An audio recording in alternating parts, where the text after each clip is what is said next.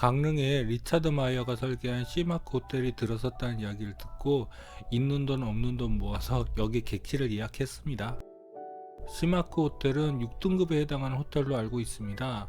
성수기에는 정말 몹쓸 가격이긴 한데 비수기에도 역시 몹쓸 가격입니다. 그렇지만 여기에서 머물지 않았다면 아마 리차드 마이어라는 건축가를 제 내리에서 지워버렸을지도 모르겠네요. 그래서 그 숙박비 값 했다고 생각합니다. 사실 해외 답사를 다니면서 일부러 여행 일정에 며칠은 무조건 좋은 호텔에 머물러 인테리어를 살펴보았거든요.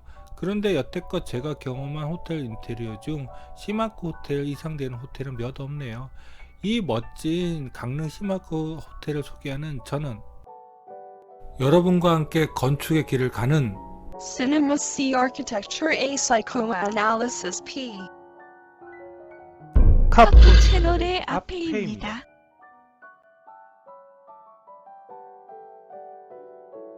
시마크 호텔이 있는 강릉은 여러분도 잘 아시는 서울의 동쪽 강원도 바닷가에 위치하고 있는 도시입니다. 시마크 호텔은 한국인이라면 한 번쯤은 가본 적이 있는 경포대 해변가에 바로 이렇게 위치하고 있습니다. 자, 이렇게 들어가 보면은요, 바로 저기 보이는 것이 시마크 호텔입니다.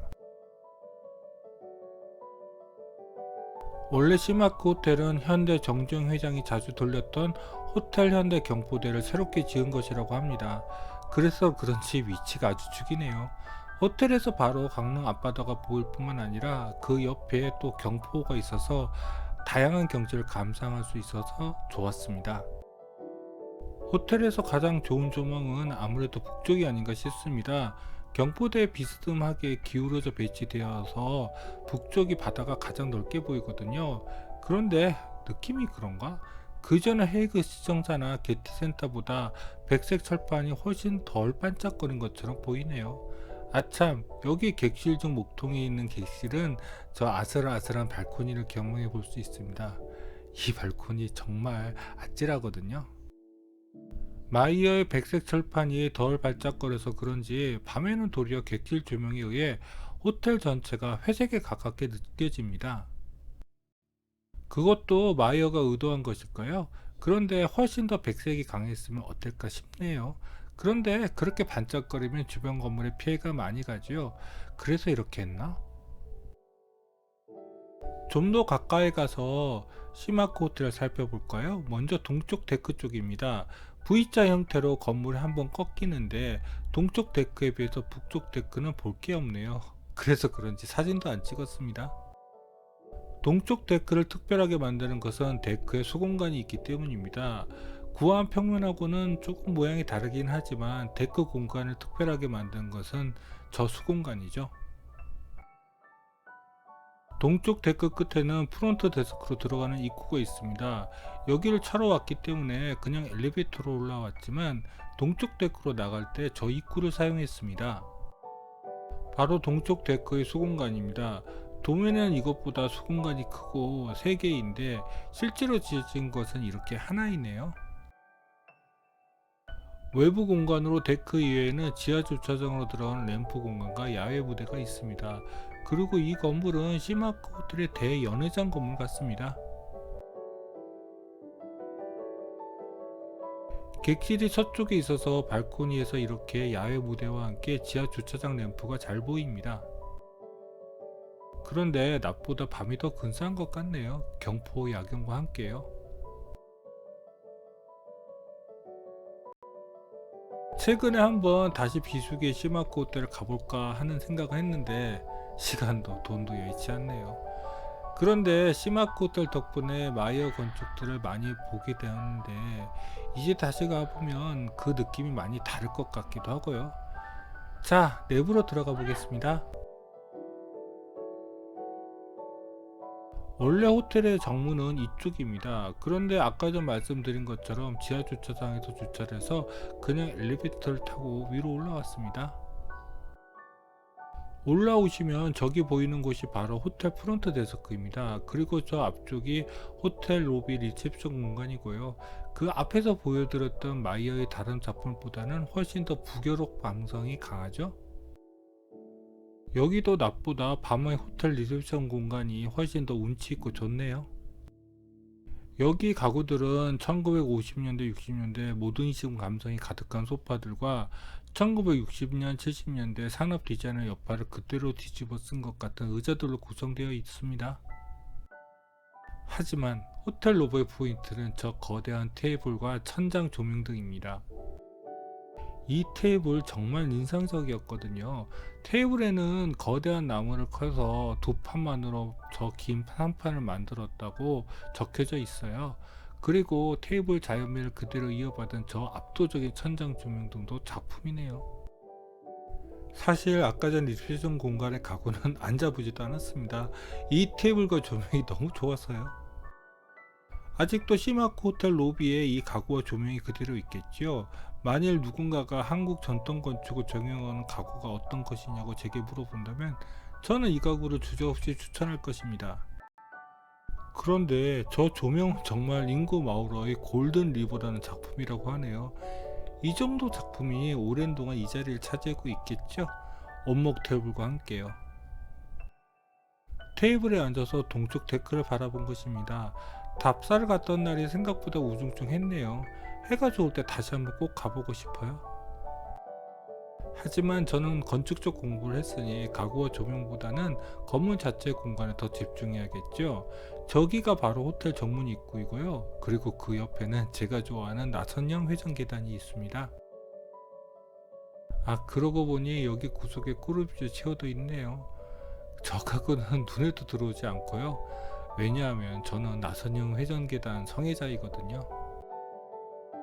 저 계단으로 지하 레스토랑으로 내려갈 수도 있고 로비 중간층에 있는 라운지로도 올라갈 수 있습니다. 아, 저 아래로 들어가시면 엘리베이터 홀이 나옵니다. 여기는 낮에는 못 올라가 보았고 밤에 사람들이 좀 없을 때 내려와서 찬찬히 사진을 찍었습니다. 나선형 계단의 주재료는 강철인 것 같네요. 이때만 해도 제가 충분히 나선형 계단들을 많이 보지 못했기 때문에 디테일하게 살펴볼 생각은 못한 것 같습니다. 그래서 재료보다는 자유곡선으로 벌어졌다가 오므라지는 회전 계단의 공간만을 주로 살폈습니다. 로비층에서는 나선형이 벌어지기 때문에 화려하게 보이는데 지하층으로 내려갈수록 좁아지니 그 공간감이 충분히 느껴지지 않더라고요. 지하 공간을 더 보이듯 시켰다면 더 좋았을 텐데요. 로비층은 서쪽으로 꺾이면서 이렇게 윙 공간이 형성되어 있습니다. 입구 쪽에는 벽난로가 배치되어 있습니다. 바로 이렇게요. 그런데 공간이 좀 뒤쪽으로 물러나 있고 난로가 켜져 있지 않으니 이 공간이 더 드러나지 않더라고요. 아까 전 벽난로 공간 앞에는 전에 보여드렸던 르그룹즈 체어들이 이렇게 놓여져 있네요. 여기 등들은 다 아르테미데 제품들을 사용했고요. 나도 집에 저 스탠드 하나 있으면 좋겠다. 부럽네요. 서쪽 윙의 안쪽은 북남측 로비 공간보다 훨씬 더 아늑한 공간들로 구성되어 있는데요. 원래는 이 아래에 간단한 호텔 스낵바가 위치하고 있습니다. 그런데 제가 갔을 때는 아직 운영하지 않고 있었습니다. 저 위에는 라운지가 있습니다. 안에 들어가서 사진을 찍고 싶었는데 제 객실 등급으로는 저 안으로 들어갈 수 없다네요. 아, 개그 차별. 자, 이제 객실층으로 올라가 볼까요? 객실층으로 올라가는 엘리베이터는 이쪽입니다.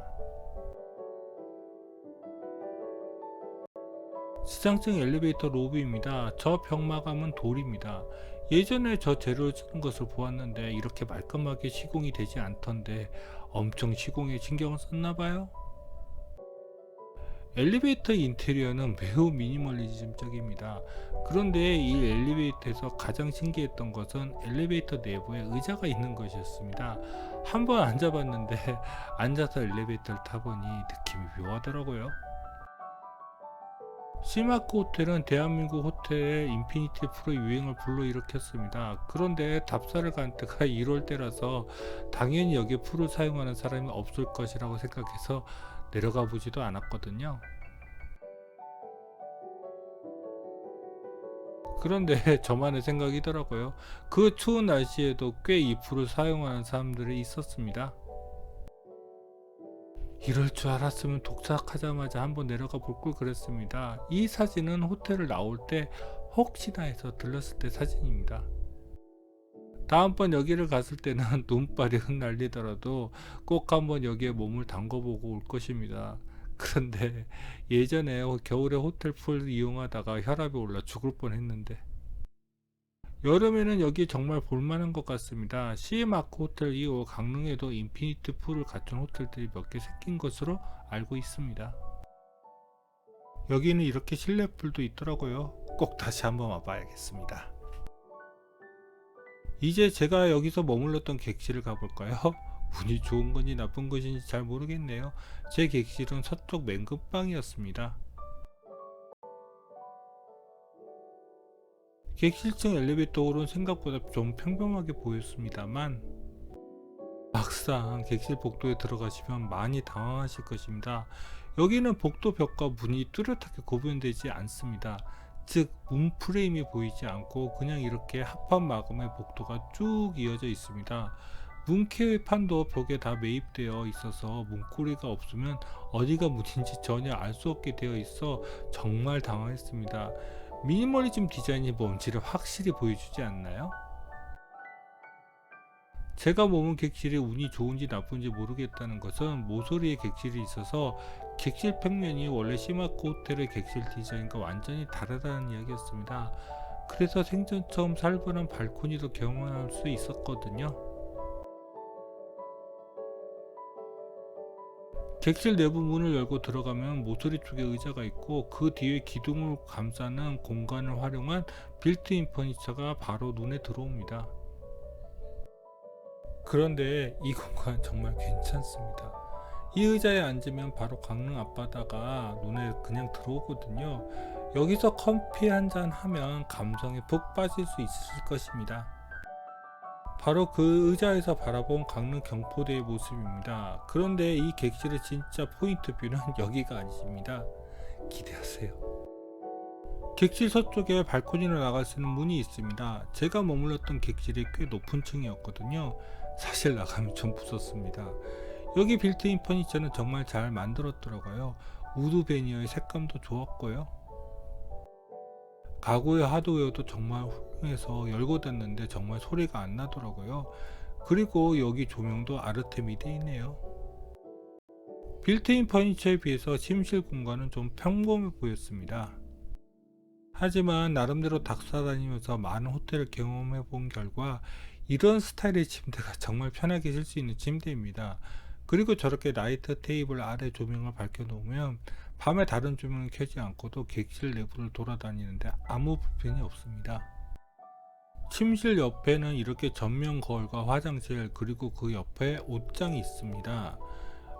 저 거울은 고정창이고요. 옷장은 열어보고 깜짝 놀랐습니다.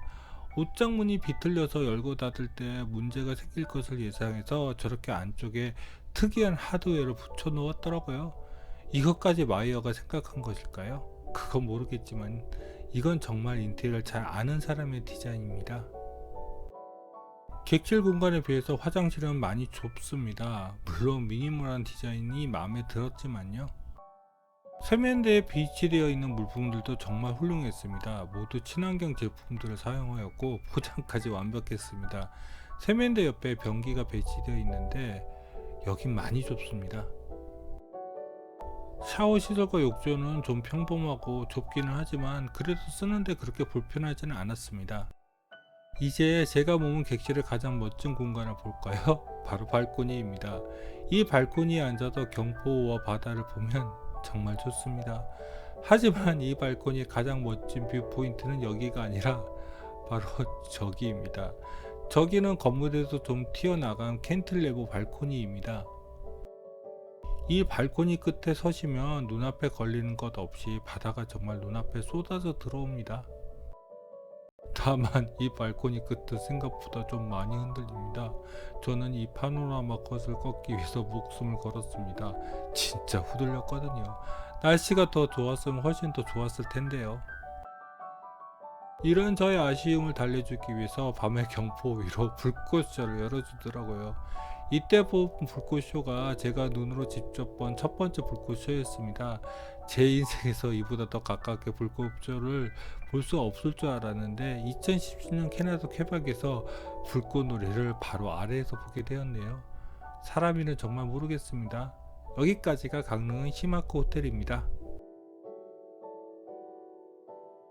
리차드 마이어의 작품 중 더글라스 하우스와 게티 센터, 헤이그 시청사 이상으로 유명한 작품이 바로 로마에 있는 주빌리 교회입니다.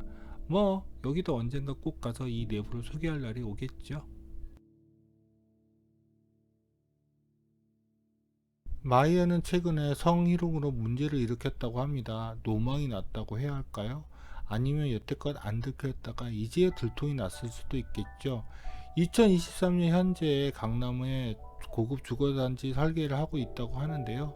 34년이면 곧 90이 되는 나이인데 대단한 건축가인 건 알겠지만 노육이 아닌가 싶습니다. 그럼 구독과 좋아요 부탁드리며 이상 카푸 채널의 아페이였습니다.